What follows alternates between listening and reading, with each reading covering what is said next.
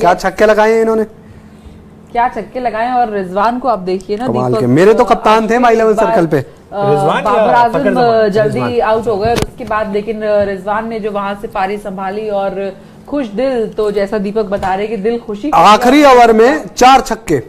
سوریا Hong Kong کے خلاف آئے تھے, انہوں نے آخری اوور میں 4 چھکے لگائے. پاکستان کے لیے خوش دل نے, اب ہانگ کانگ کیا تیاری کر کے آیا اس ایشیا کپ میں, آخری اوور میں 4 چھکے کھانے. پورے میچ میں رن بچا کے رکھنا ہے لیکن آخری اوور میں رن کھا جانے ہیں, اور یہی کہانی ہوئی ہے. آج 15 گیندوں میں 35 رن بنائے خوش دل نے, اور جو ہے رضوان نے آج پھر سے ایک بار اینکر کی پاری کھیلی ہے. 57 گیندوں میں انہوں نے 78 رن بنائے. اور اس کے علاوہ بابر اعظم کا آج بلہ نہیں چلا, لیکن فخر زمان نے بھی آج بہترین بلے بازی کرتے ہوئے اپنے جو وکٹ کیپر ہے بلے باز ان کا ساتھ نبھایا. فخر زمان نے 41 گیندوں میں 53 رن بنائے. اور بھائی سب سے مزیدار تو وہی آخری اوور کا جو رومانچ, 5 چھکے لگائے آخری اوور میں, 4 چھکے سمیت ٹوٹل 5 چھکے لگائے انہوں نے. اور زبردست بلے بازی کا مظاہرہ جو ہے پاکستان نے پیش کیا ہے. اور یہ پاکستان کی آپ دیکھیے نا جس طریقے سے ان کی ریاضی رہی ہے پوری آج, مطلب ریاضی مطلب ان کا گڑت رہا ہے جو رنوں کا. ٹھیک ہے, آپ نے مظاہرہ کیا تو میں اسی زون میں چلا گیا تھا, میرا بھی گڑت نکل آیا. تو جس طریقے سے بیٹنگ کی ہے, آپ یہ بیسٹ رہا کہ بابر کے جانے کے بعد وقت لیا فخر زمان نے اور رضوان نے, اور یہ وقت لیا, ایک انہوں نے اسٹرانگ پارٹنرشپ کی, کہا کوئی بات نہیں لاسٹ میں رن آ جائیں گے. اور خوش دل جیسے آپ بات بھی کر رہے تھے کہ افتخار کو نہیں بھیجا بھائی, کسی اور کو نہیں بھیجا, تو یہ بتایا کہ ہمارے پاس پاور ہٹر نیچے بہت ہیں اور ضرورت ہے میں اوپر سے اسٹیبل کرنے کی. ہم اگر 3 وکٹ گنوا دیں گے 10 اوور میں تو ہمارا مڈل آرڈر ہے وہ کچھ نہیں کر پائے گا, پر اگر ہم 15 اوور میں 120 بھی بنا پائیں گے, 130 بھی بنا لیں گے تو ہمارے 5 اوور میں مڈل آرڈر بنا دے گا. 29 رن بہت ہوتے ہیں 29. تو ایک دم سے جو اسکور 170-75 کے آس پاس کا لگ رہا تھا, 180 پہنچتا لگ رہا تھا, وہ سیدھا پہنچ گیا 193. اور سب سے کلوزسٹ ہوں میں 192 بول کے. آپ لوگوں نے کتنا بولا؟ میں نے 189 بولے تھے. 189 میں نے بولے نہیں تھے. اچھا آپ نے بولا ہی نہیں تھا, تو نو کمنٹس.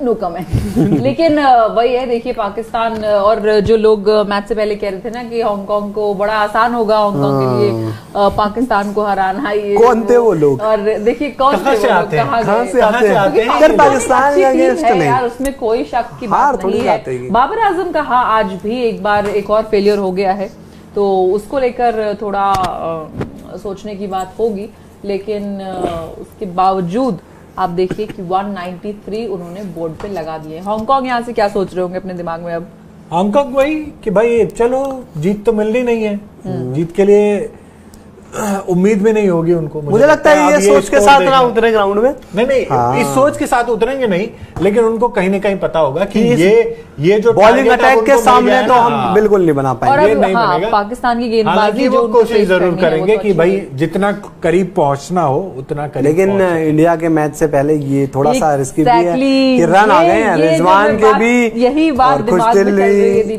اور فخر جمع جو آف چل رہے تھے, آف کلر تھے, انہوں نے بھی رن بنائے.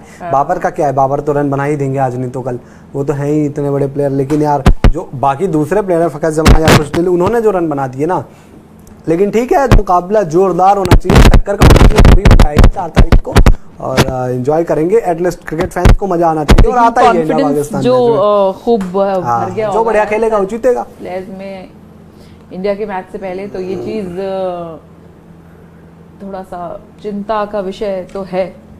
صحیح بات ہے, بٹ بات وہی ہے نا کہ جیسے آپ اگر دیکھیے کہ جو بھارت کے خلاف بھی یہ مقابلہ ہوا تھا, یہ بھی چیک کرنا پڑے گا کیا میرا تو ایک بار کچھ تکنیکی خامیوں کی وجہ سے آڈیو نہیں آ رہا ہے, کیا آ رہا ہے نا, پھر کیوں اتنا. تو بھارت کے خلاف بھارت کی اننگ بھی ہانگ کانگ کے خلاف کچھ اسی طرح ہوئی تھی.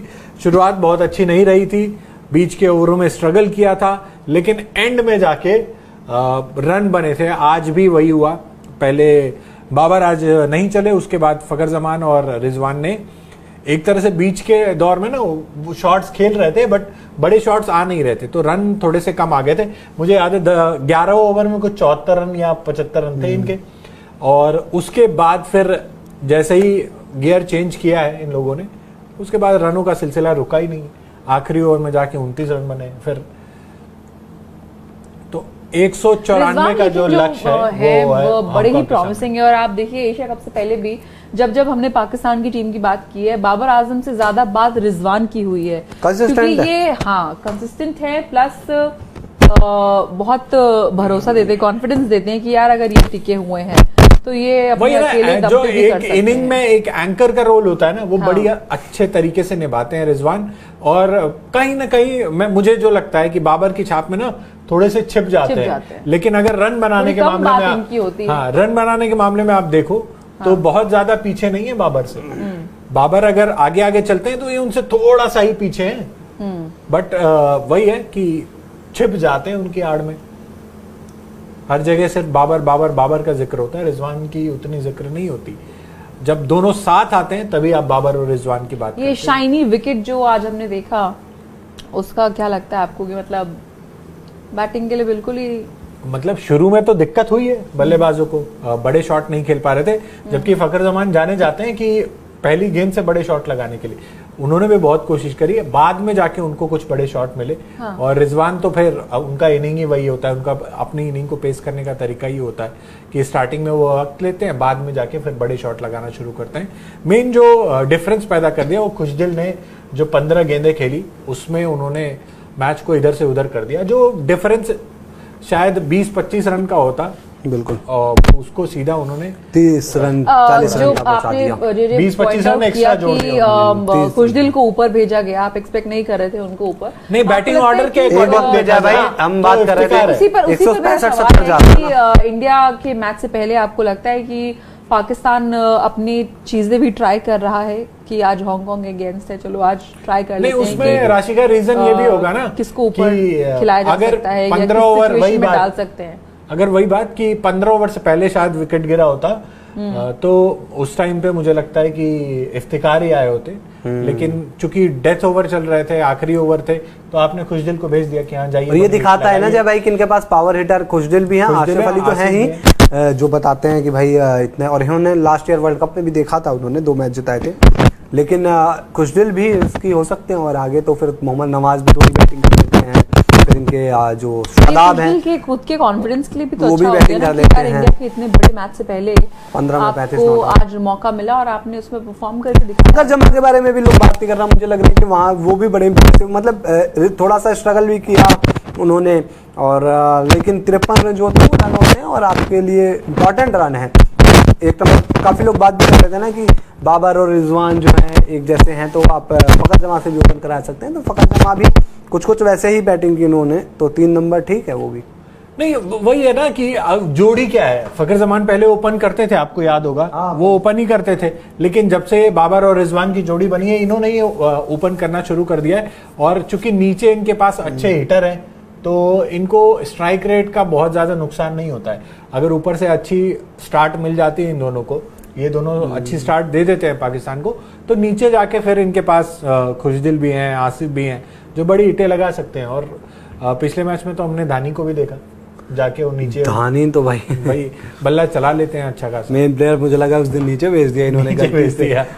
टेक्निकल जो इनकी वो है रणनीति में खामी आ गई थी। तो 20 ओवर में 193 रन का स्कोर खड़ा किया है, सिर्फ 2 विकेट झटक पाए हांगकांग के गेंदबाज, जो कि ऐसा लग भी रहा था कि यही डिफरेंस हो गया ना कि 160-65 हम सोच रहे थे कि पाकिस्तान रुक जाएगा, और अब वो तो एक ही ओवर में क्या होता है 195-94 पे पहुंच जाता है।